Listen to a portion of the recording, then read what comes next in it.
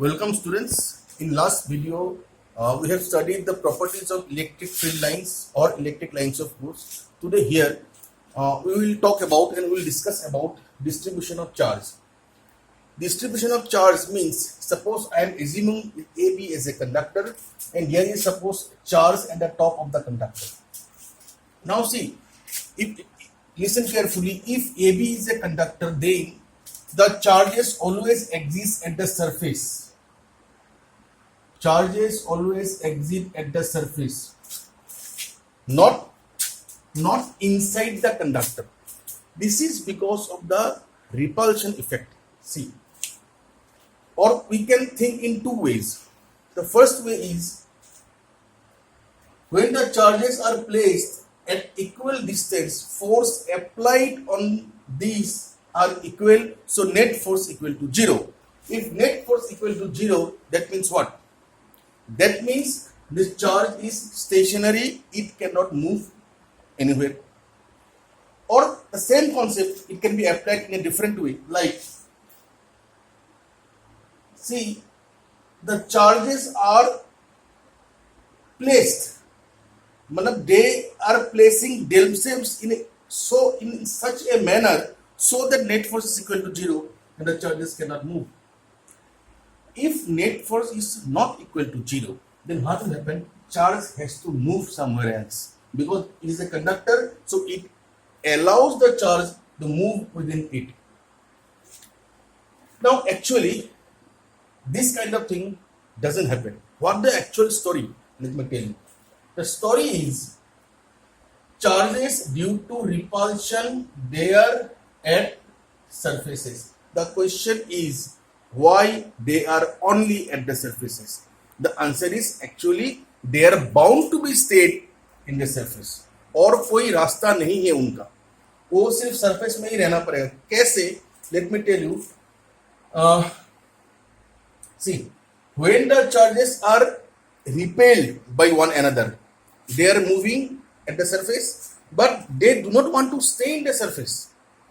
They tend to go to the infinity like this. They tend to go to the infinity.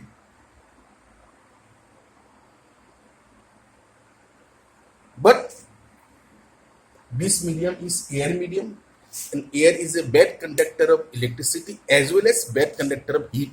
So charges cannot travel through the air. So it is their foundation. They are forced to stay at the surface as charges are not capable to move in the air medium. So that is the reason why charges are placed at the surface. Okay. Now, if we say the distribution of charge, there is a linear charge density. Let us assume this is your linear charge density. Linear charge density, and the definition is it is charge per unit length. Charge per unit length. Okay. Now let us consider suppose dl. dl is the elementary length. Means dl is a very so small length, it behaves like a point. Okay, so small. So dl is an elementary length and its value, its magnitude is so small that it behaves like a point. So if linear charge density is lambda and dl is the elementary length, that means what? This is equal to, suppose this is this divided by this charge per unit length, dq divided by dl is equal to lambda, or we can say dq is nothing but lambda into dl. Okay. Now we apply the Coulomb's law and the electric field formula. What is the field formula? For elementary charge dq, our electric field is dE, and if the medium is free space, so 1 by 4 pi epsilon naught dq divided by r square. This is the formula of electric field. So in place of dq, we can write lambda dl. So dE is equal to 1 by 4 pi epsilon naught lambda into dl divided by r square. Just replacing the value of lambda dl instead of dq. Okay. This value is constant. So if we want to calculate the electric field for the entire charge, so what we can do, we have to integrate. So total electric field is nothing but the integration of elementary electric field, and this value is constant, so it will come out from the integration sign 1 pi 4 pi epsilon naught and integration of lambda dl by r square. Lambda is what?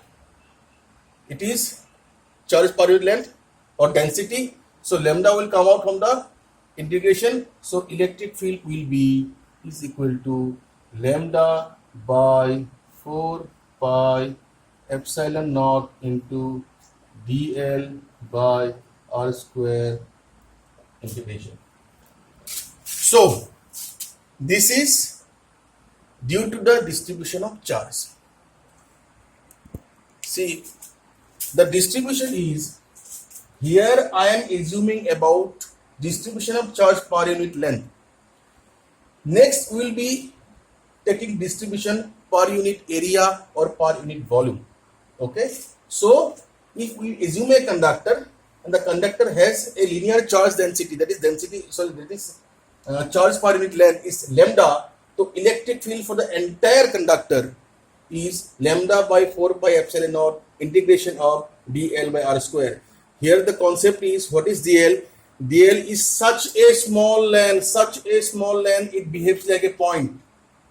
Now, why it is important? See, if it doesn't behave like a point, okay, so then we could not have applied this formula, because this formula is derived from Coulomb's law, and Coulomb's law is applicable only for point charge.